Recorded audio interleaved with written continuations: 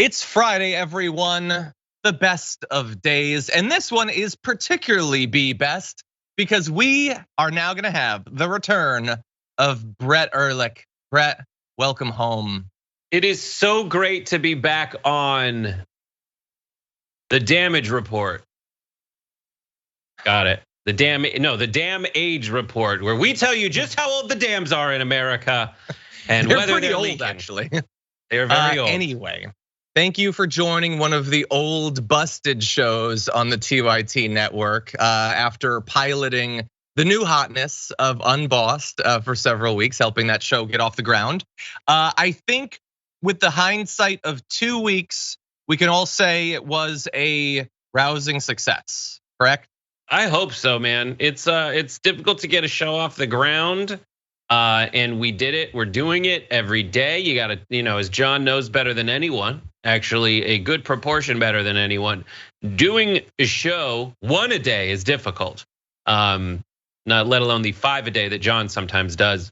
So we respect and admire all the people that put all that hard work into Unbossed, which airs at 4 p.m. Eastern, 1 p.m. Pacific at twitch.tv/TYT, and then at all your other outlets and platforms at /UnbossedTYT.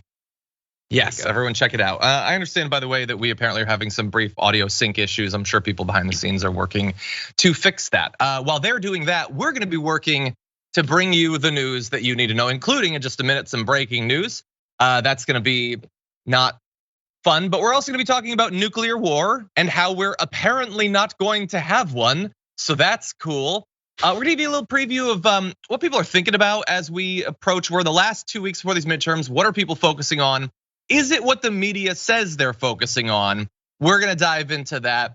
We have in the extended show the return of Lara Logan, who has been literally banned from Newsmax, which I didn't even think was a thing that they did, but is still broadcasting. And of course, we will be closing out the full show with the throwing away of our garbage people of the week, which I'm very excited for. I really like mine this week. We're gonna see who Brett has chosen for us. For now, though, if you're already here, please hit the like button, share the stream. And if you wanna send us any comments, tweets, or super chats, maybe words of congratulations for Brett's epic return to the damage report, you can send us those and we'll respond as we go. With all that said, Brett, you ready to start the show? Yes, let's. Yes, we Fridays generally, if you're new, we try to do lighter, more fun news. We're gonna get to some of that, but the news is what it is. So let's launch into this first topic. Paul Pelosi, the husband of Speaker of the House Nancy Pelosi, was apparently violently assaulted in their San Francisco home. We're gonna give you the details as we know them right now. Bear in mind, this has just happened, and so the details are limited. We know that he was taken to the hospital early today. Pelosi's office say that he was assaulted by an attacker who broke into the Pelosi home. We know that he's 82 years old, just bear that in mind for Paul Pelosi. He was attacked by a guy with a hammer. We also found out as time passed this morning that the Pelosi home had been specifically targeted. And then we found out that the assailant apparently shouted, "Where is Nancy?" as he broke into the home and attacked her husband. The assailant is apparently in custody. Motivation for the attack is under investigation. Mr. Pelosi was taken to the hospital where he's receiving excellent medical care, they say, and is expected to make a full recovery. Bearing in mind he's being attacked with a hammer, which is just devastating. It's the stuff of horror movies we can't even imagine. Hopefully he will fully recover. We have been given some indication about the motivation for this, and it's not difficult to imagine that the husband of the Speaker of the House might be attacked for political reasons. That said, we're also coming off of a week where Marco Rubio made bold claims about why one of his canvassers was attacked that turned out not to be true. So while it seems incredibly likely and the evidence so far does point to an explicit political motivation, let's also bear in mind that we do not know everything about this and information can change, especially once you're out of the immediate aftermath of a crime like this. That said, Brett, what do you think? For all the soulless people who follow the news, this is awesome news, sort of. At least they feel alive. There's so many people right now who are hoping one of two things happen, depending on their political proclivities.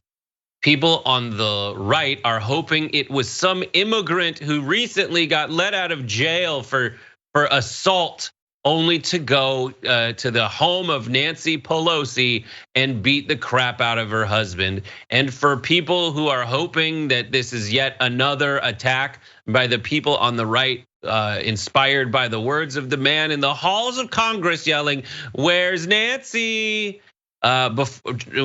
Trying to hurt her or maim her, abduct her. A lot of people are salivating for that to be the case.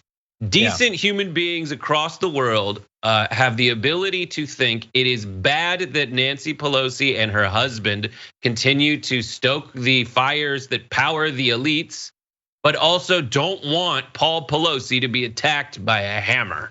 I'm in that school of thought.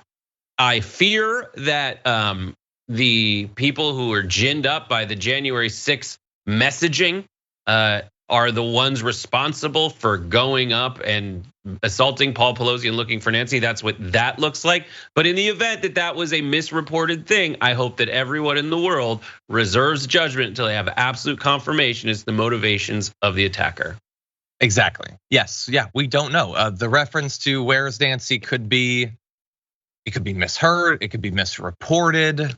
God only knows. We honestly don't know. Again, we're also not.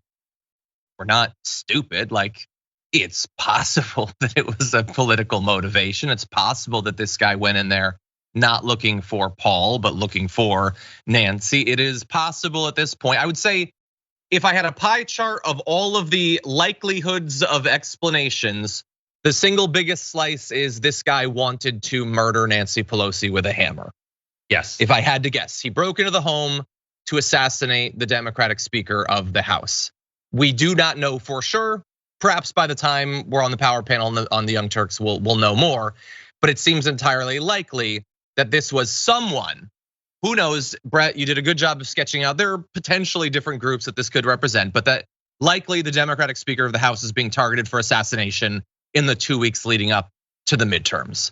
Midterms where there has been a lot of talk about political violence and extremism and the death of democracy, or the impending murder plot against democracy. So we'll see. I don't want to jump to any more baseless speculation than I guess I already have, but I'm a little bit worried to see what some are going to say about this. Now, like, this is the sort of thing where if the most likely explanation turns out to be true, which it has not been confirmed yet, it's the sort of thing that perhaps could lead individuals or a group to stop and take a second to think about the rhetoric, where their movement is going. Instead, you are going to be told by the craziest people on the internet that this was a false flag. That's my prediction. Again, this is just the speculation part of our talk. That's true. That's something I did not think about. I only thought the depravity went so low, but John has pulled out the bottom of that barrel and found an entire prepper den of insanity below it. Yeah. Now, we do have some immediate responses to this attack. Karine Jean-Pierre, press secretary for President Joe Biden, says the president is praying for Paul Pelosi and for Speaker Pelosi's whole family. He is also very glad that a full recovery is expected. Representative Pramila Jayapal, who was threatened in her home, you might recall, like maybe 6 weeks ago, a guy apparently had a gun outside of her home. Says that Speaker Pelosi was very sympathetic to the need to get additional security for members, that she seemed to understand the new threat that these forces present. And in a tweet, Senate Minority Leader Mitch McConnell wrote, horrified and disgusted by the reports that Paul Pelosi was assaulted in his and Speaker Pelosi's home last night. Grateful to hear that Paul is on track to make a full recovery and that law enforcement, including our stellar Capitol Police, are on the case. That is a good tweet that was not needlessly undercut with a lot of nonsense. So good. Those are the statements that I've chosen to focus on at this point. I am very worried about what other ones will come out.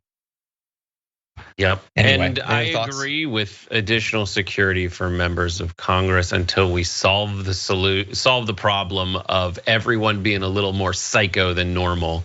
Yeah.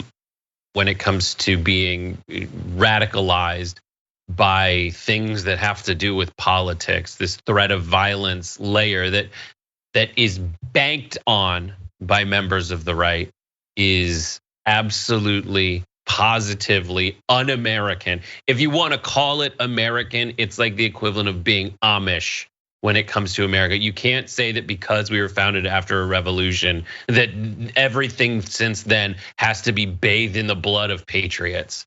You just can't do that. And so I also am pulling for Paul Pelosi to make a full recovery outside this window where everybody is focused on him. I hope he gets back up on his feet, and then we can get back to making it illegal for him to make insider trades. Yeah. Exactly. Yes. Yeah. Him being attacked doesn't mean that we don't have the same policy issues with his wife and her position as a leader in the Democratic Party, of course.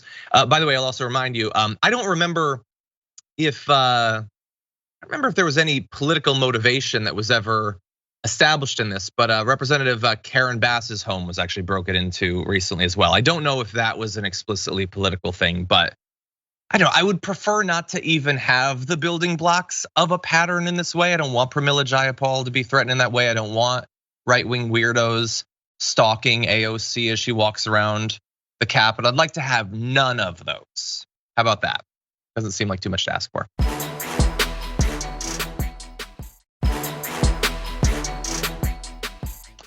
That said, let's widen our view and talk about the future, not just of the Pelosi household, but of all households. There's been a lot of concern recently about the possibility that nuclear arms could be used in the conflict in Ukraine following Russia's invasion. There's been a lot of talk from Russia about the possible use by Ukraine of a dirty bomb. Well, there's also a lot of concern that they will launch so-called tactical nukes at Ukraine. Vladimir Putin is attempting, I guess, to reassure us that that is not likely at this point to happen, saying that he denies that he would conduct a nuclear strike in Ukraine. Apologies, saying it doesn't make sense for us to do it. We have only hinted in response to statements made by Western leaders, which, look, I get that that can be interpreted as thus don't worry as much, which is good. I don't want anyone to have to worry about nuclear war. The idea that you seem to be saying that because someone else said something, you had to falsely imply that you'll nuke the country you're currently invading is weird in its own way, but whatever moves us farther away from nuclear war, I guess, is good.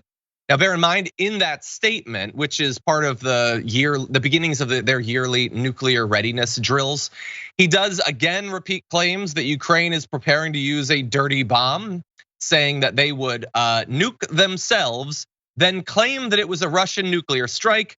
He says, but it doesn't make sense for us to do it either politically nor militarily, which I agree. In both cases, I honestly do not see how nuking Ukraine would help their situation in either of those areas. Also, I will say that politically, it wouldn't really help Ukraine to do this stupid conspiratorial plot because setting off your own dirty bomb is not going to look anything like an ICBM being launched by Russia at Ukraine. That would be the most see-through false flag ever. It is insulting to every person forced to listen to it to think that that's a thing that Russia seriously fears that the Ukraine is going to do. In any event, we're a little bit further away from nuclear war, Brett, so that's a good way to greet the Friday. If you are fighting over territory that you want to be part of your country, it doesn't really make sense to make it radioactively uninhabitable for decades. Like that doesn't make sense. Now, who's motivated by doing what, right? Like there's people who will believe like, I don't think that Vladimir Putin will do it. He's basically signaling like, remember the game we played all of the 80s? Let's do this again. Let's do it forever. Let's just have mutual assured destruction. And I will, in the meantime, try to slowly expand in ways that do not trigger nuclear war. Like I'll be very Russian and imperialist, like America imperialist. It's a fun game. And it's all over legacy. But what I will say is that I don't think if it is the case that someone's using, if a nuclear dirty bomb happens, the only, like whoever has decided that they're not actually interested in that area would be responsible. And if this is like a geopolitical play by Russia to exert more influence and create a buffer between them and the so-called West, it only makes sense for them to use a dirty bomb. They were just chilling, dude. Yeah. Yes, I will say, bearing in mind that, even in the couple of months where Russia had stationed 100,000 troops along the border of Ukraine, I didn't think they would invade. So take any of my predictions with a grain of salt. I find it inconceivable that Russia would do this, that they would nuke Ukraine, that they even would do the dirty bomb thing. Now, I don't have a good explanation as to what it is that they're doing at that nuclear plant, why it appears that they're doing construction there, although perhaps it's repairs, why they won't let international observers there. That said, I still find it inconceivable that they would utilize nuclear arms. I want to get to one more comment that was made during the speech. Putin accused the West of, quote, fueling the war in Ukraine, which, yeah, I think that's fair. I think that they are fueling the war. I would argue that it's also being fueled by the country that's invading it. So, both sides on that one. But anyway, he said that dominion of the world is precisely what the so-called West has decided to stake in this game. But this game is a dangerous, dirty, and deadly one.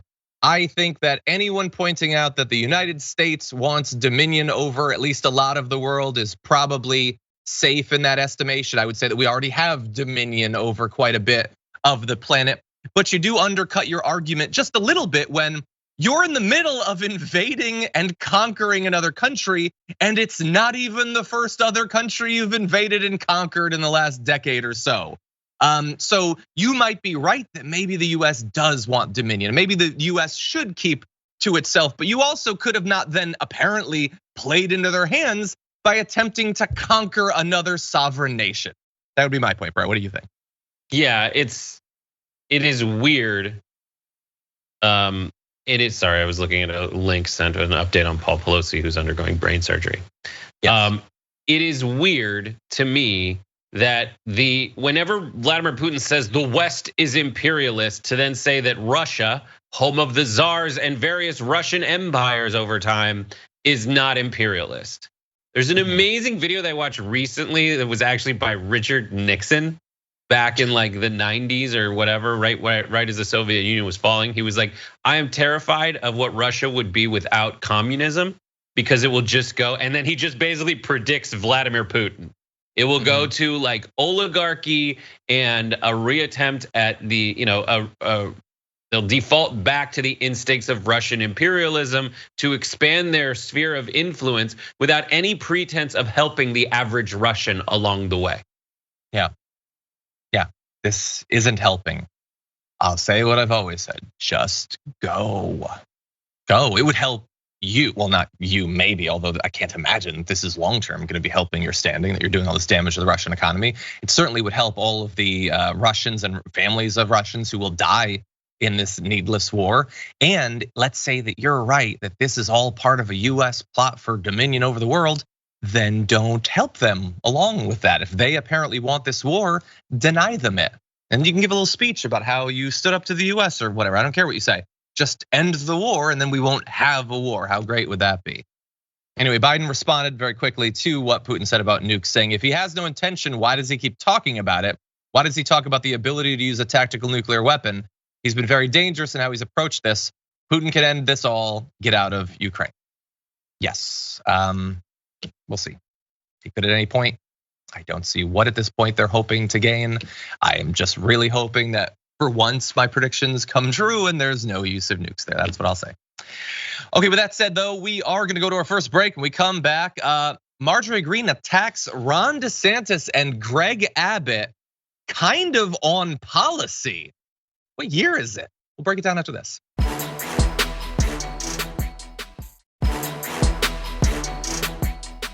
Okay, we've got news to talk about. Why don't we start off by launching into this?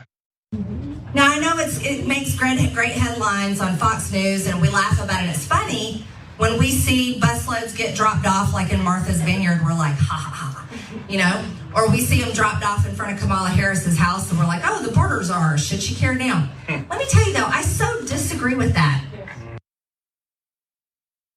Okay, so I'm gonna briefly cruise right past her thinking it's hilarious that people get dropped off somewhere that they can't stay and don't know in a difficult situation.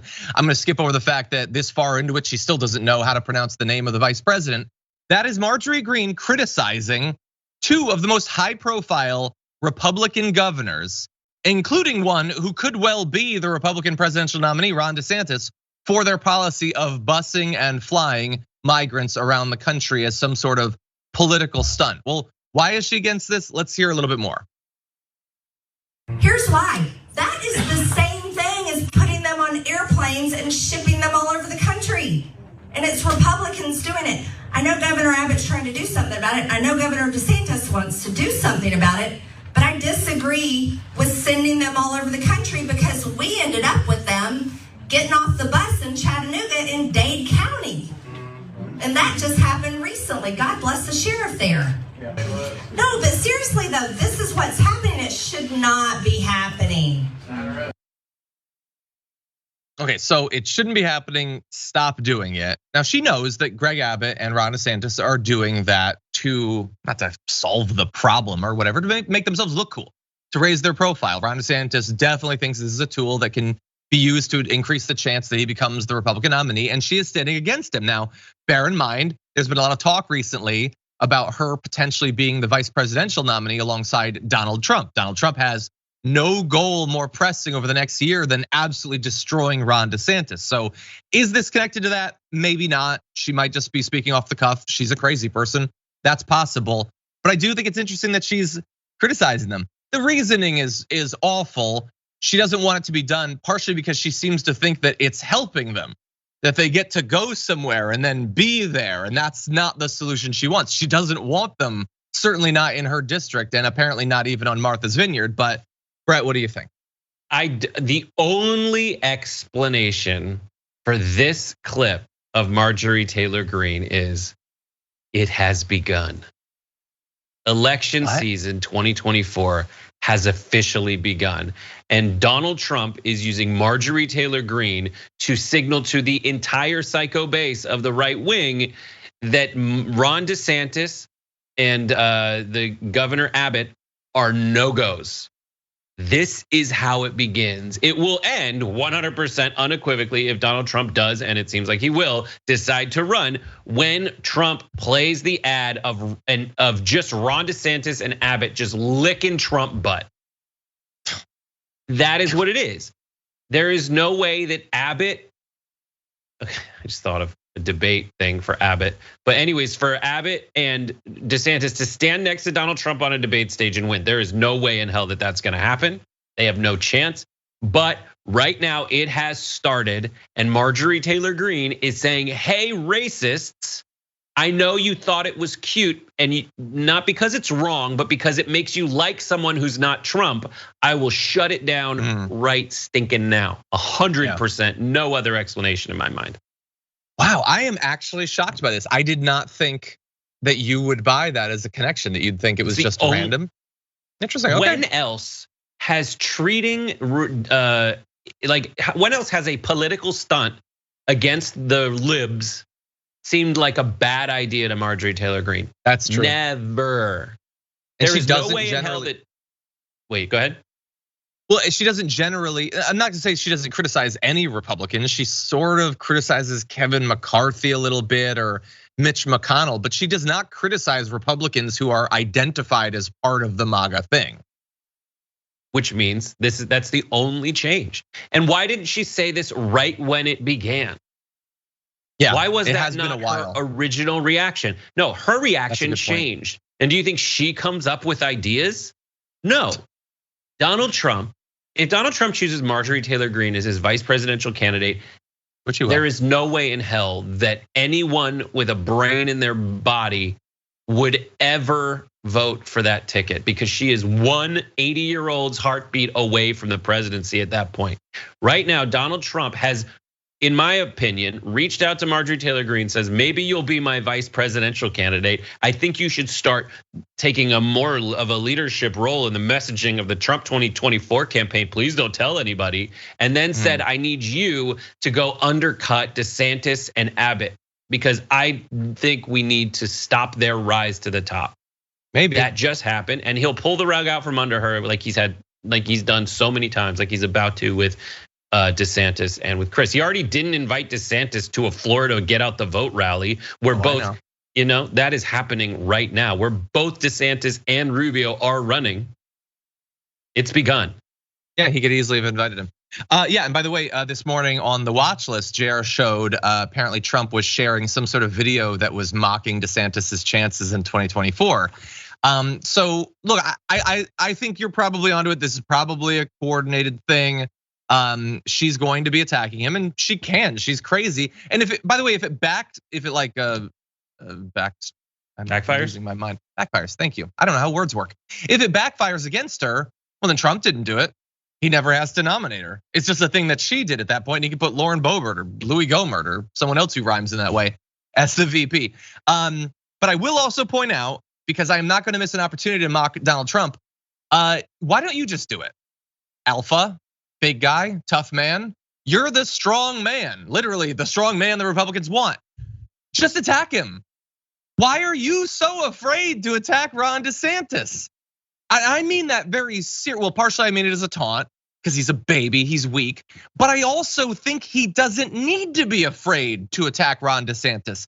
I think if he attacked Ron DeSantis, the right would turn against DeSantis and stick with him. I think it's a pretty safe bet. But Donald Trump is not certain of that. He is very worried about how exactly to go about this. And I'm sure he's gonna land on it at some point. When they get on the debate stage, if DeSantis does run, eventually he's gonna have to start attacking him. He'll do it. But he has been so hesitant to openly attack him.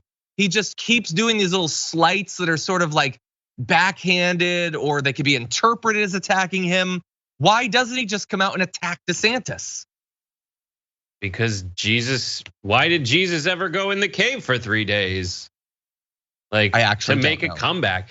Like, he doesn't want to get his hands too dirty. He still wants plausible deniability. This offers him way filthy. More.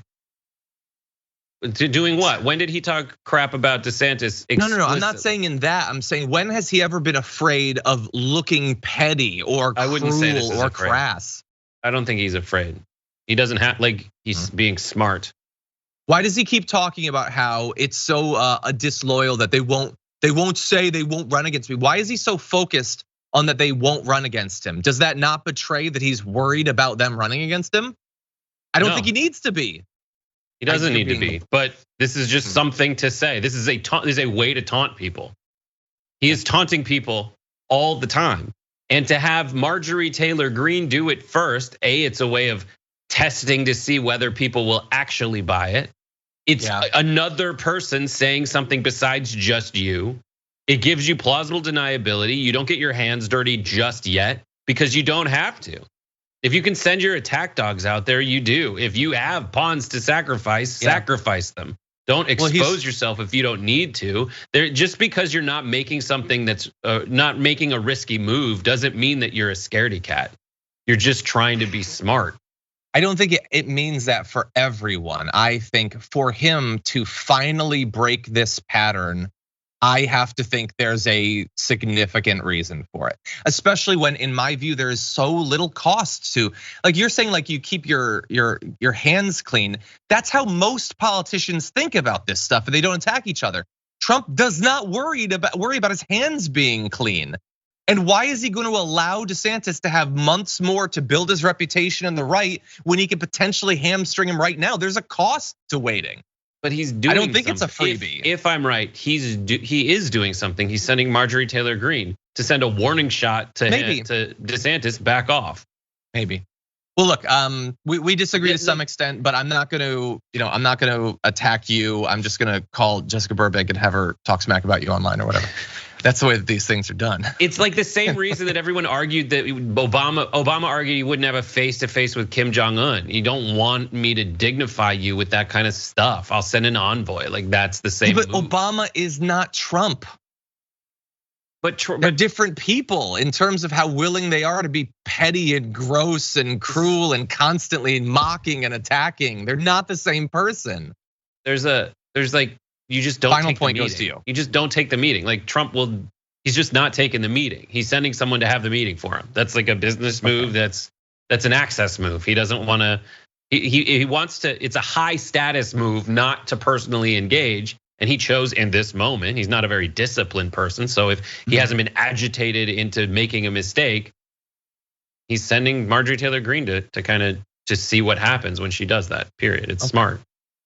We are going to, I think, necessarily Oh, Adam Risch agrees with you. You're wrong on this one, John. Just take the L. No, actually, definition, you're now also wrong, Adam. Brett is wrong, and now you're wrong with him.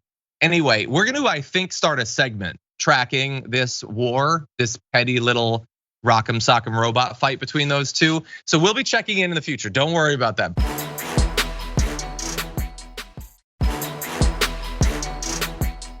Corporations. Do the corporations have anything to fear from a populist house, ma'am? But you know what they did after January 6th, Steve? They stopped donating.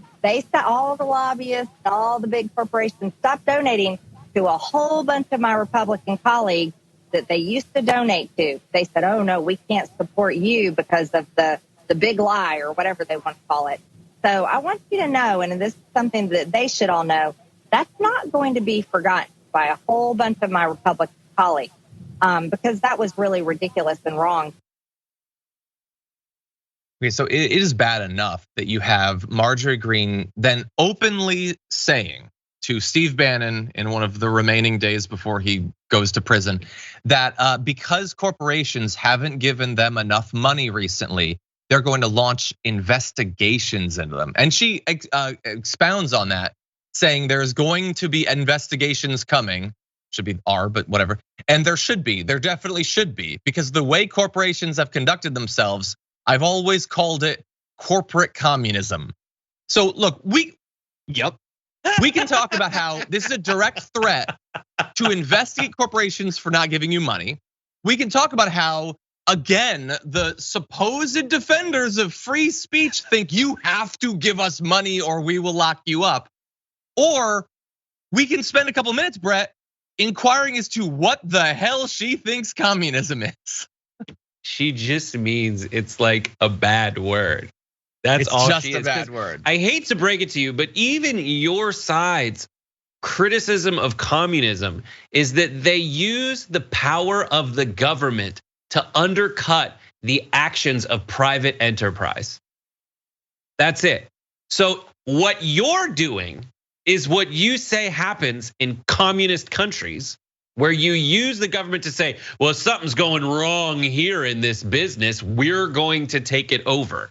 And we are going to basically say that we, the government, are entitled to the assets of a company. That is closer to communism than a company saying, I'm not going to donate money to people who would in turn essentially sully my brand because those people think that America shouldn't be a democracy anymore. Yep. Yeah. Few people in America probably could give a robust definition of communism. A good chunk, I think, could give you an overall idea. So it's not like she's alone in having no idea what it means. And she's certainly not alone in being a right winger who knows that you can just use the word and everyone that you want to like you is going to interpret it as, oh yeah, that is bad. Even though it's literally a private corporation, which exists, which is unique in a communist system, isn't giving them enough money, and that makes them communists. She also goes on to say, by the way, that they should focus on customer service instead of politics. Don't focus on politics. Also, if you don't give me money, we will investigate you for things. Yeah, all right, Karen. It's madness. You say you want your money back, Karen. Like you are considering yourself the customer. And she's like the textbook definition of a Karen. She feels entitled to something from the manager of this company. And she doesn't think that anything she could possibly do behaviorally would allow them to say, I'm sorry, no shirt, no shoes, no brain, no service. And she is throwing an absolute Karen style fit. This is what I hate. Like when people say we shouldn't use the power of the government to go after people who have done nothing wrong. That applies to if you're using the FBI to investigate someone on the right or the left, if you're going and rounding up your political opponents. I agree that we should not use the power of our judicial system, our legal system, to carry out personal political vendettas. Yes. And a lot of people think that the only thing you should take away from that thought is do not use the legal system to go after people at all in the political sphere. What the right takes advantage of is the obvious exception to that rule. They ignore the exception to that rule. Is what if that person has actually committed a crime? What if that person has absolutely positively taken advantage of this axiom that's like, okay, we shouldn't go after political figures, and use that as cover to commit grievous illegal activity?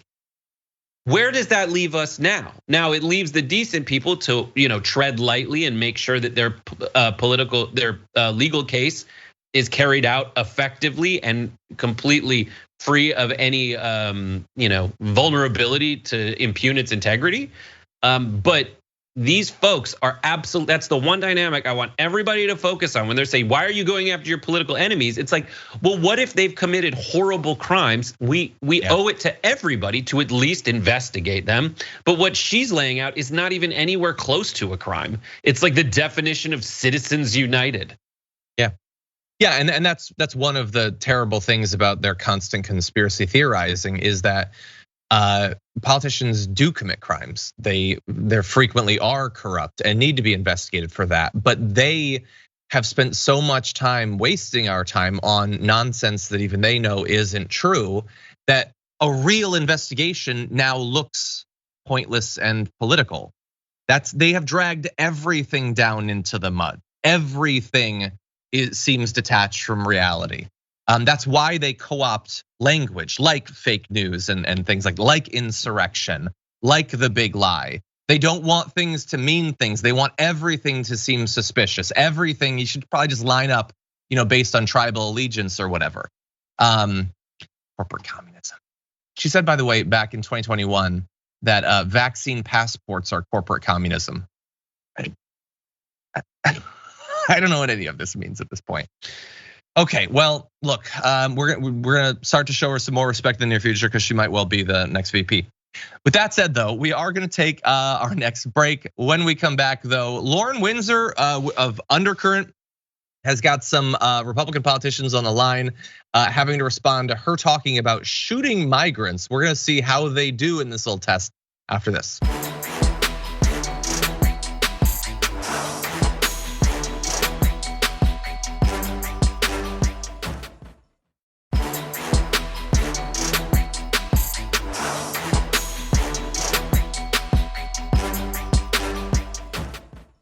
Okay, let's get into some news. I think we have time for both these topics. How nice is that?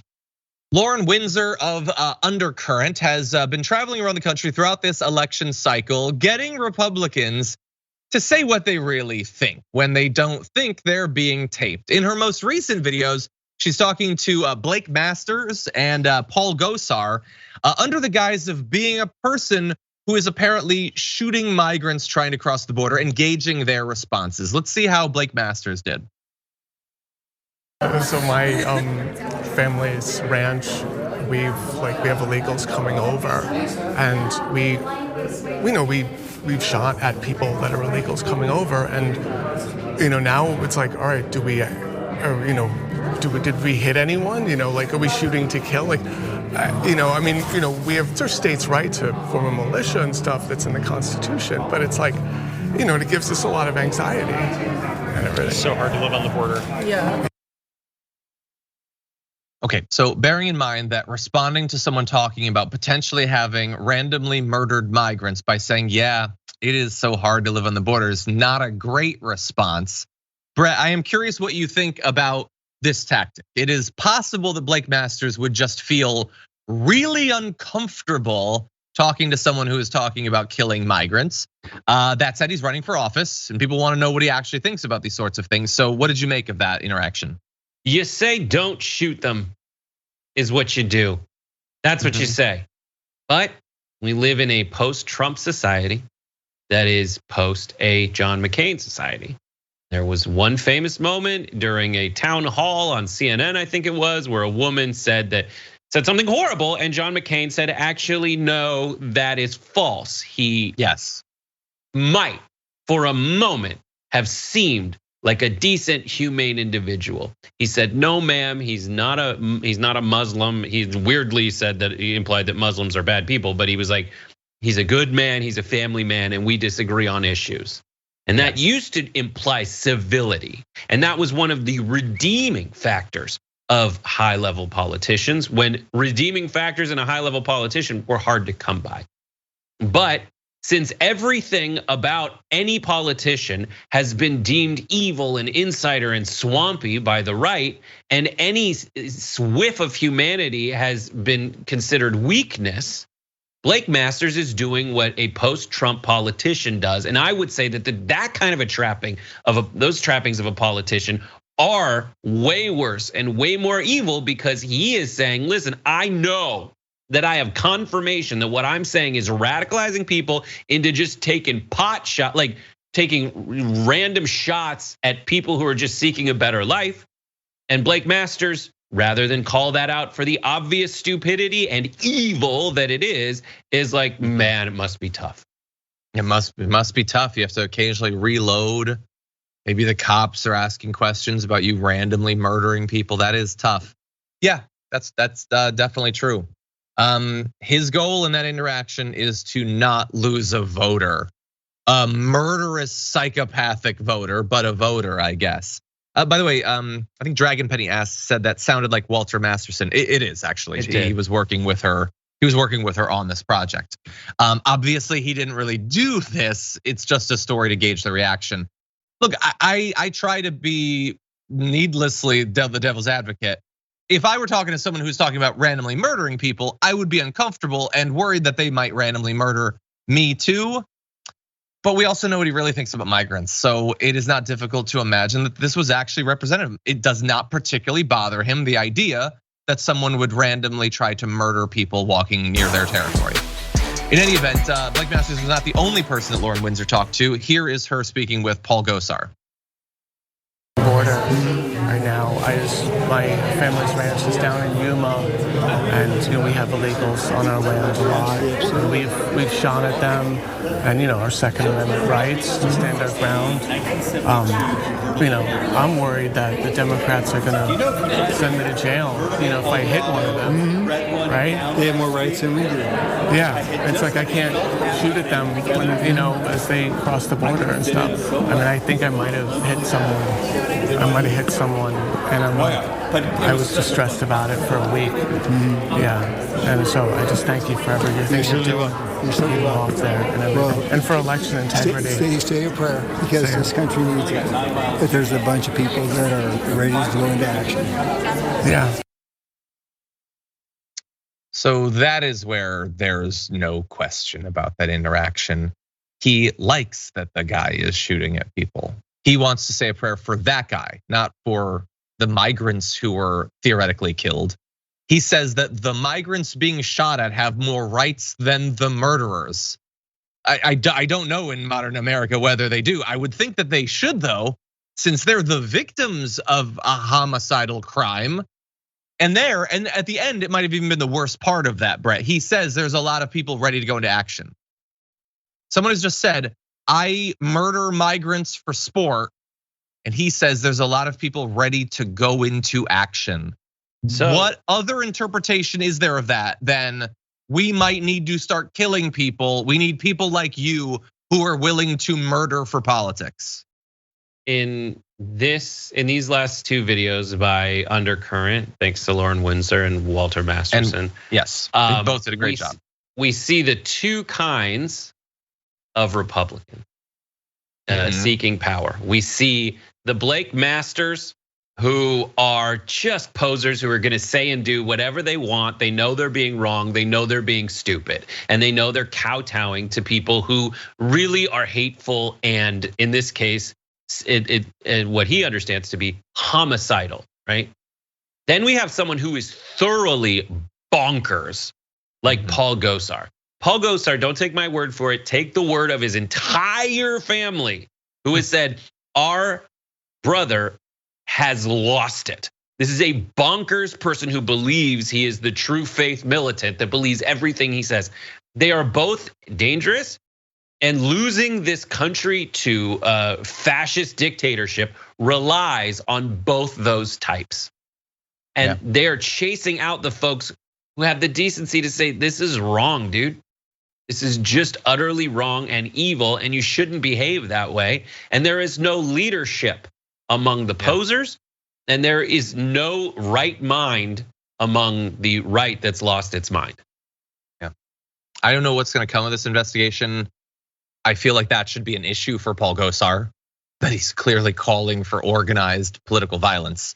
We'll see. Anyway, great work by Lauren Windsor, great work by Walter Masterson. Everyone definitely follow the undercurrent. She's been putting out little undercover investigations like this, like literally for years, but throughout this election cycle, and really shedding light on what these people believe. Go to youtube.com/TYT investigates, because it redirects to the undercurrent. It does. Anyway, with that said, let's get into our last topic to close out this first hour. What are people actually thinking about as we approach the midterms? Less than 2 weeks away, and the media is telling us what people are choosing their candidates based on. What are they actually thinking about? Well, I've been looking at a lot of different sources to try to figure this out, and I've learned some things that are not necessarily so fun. Not necessarily surprising, that apparently women care more deeply about abortion in the midterms than men do. Again, if I had to put my money on it, that's what I would have predicted. I don't love it, because abortion affects everyone, and I feel like men should probably take an interest in the topic. But that's just one topic. When you actually look at what they're searching online, you can find that it does change over time. And I understand for you on mobile, this is gonna be indecipherable. Apologies for that. The top issues though of jobs and taxes apparently have been fairly consistent. You can see things like firearms, wages, Ukraine, Donald Trump, Russia. Those are all moving around. And there's a lot of variance for some topics like gas prices. It's very dependent on what the prices are like. And they've changed by up or down $1 over the past year. Things like inflation actually changing a lot over time. And so it is complex. Now bear in mind, what people are searching for is not necessarily the perfect stand-in for how they're determining their vote, but this is what people are looking into. It's also, by the way, not necessarily exactly what they're getting from the news. I would not rank news coverage of topics in the same way that people are searching for, Brett. But what do you make of some of this data? Jobs and taxes are the two main priorities of people, and they remain unchanged. People do that. Firearms goes up and down. That now we've hit the 50-50 mark. Wages is under firearms for the most part, which is insane to me. Yeah. But it's also like a stranger word to say, like there's more alternatives like income, jobs. But and then people down below are border and immigration, economy, gas prices, and inflation. I think the main priority for whichever side you advocate for is to just make the conversation about things you're good at and people trust you to be good at. And you need to, by choosing your battles, you're actually reminding them what they care about and how you're framing the things they care about. If you accept a challenge from the other side, you're frequently accepting a challenge to talk about something they're confident they're better at than you.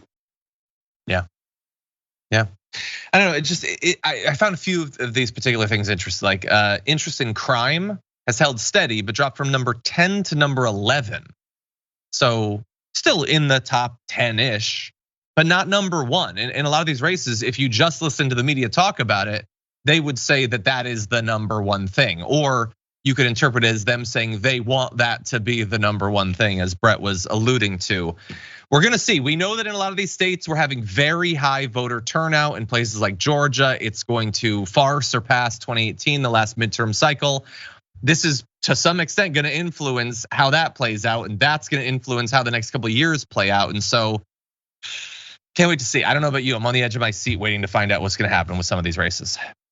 That is unfortunately all the time we have for our first hour of the show, though. Thank you everyone on the linear platforms or listening on the podcast. And as always, if you're on Apple Podcasts, please rate and review the podcast. It's very helpful. But if you're on other platforms, Twitch, YouTube, the members app, lots of stuff, we're gonna be throwing away our garbage people of the week and talking about a few more bits of news on the other side of this break. So don't go anywhere. Brett and I will be right back.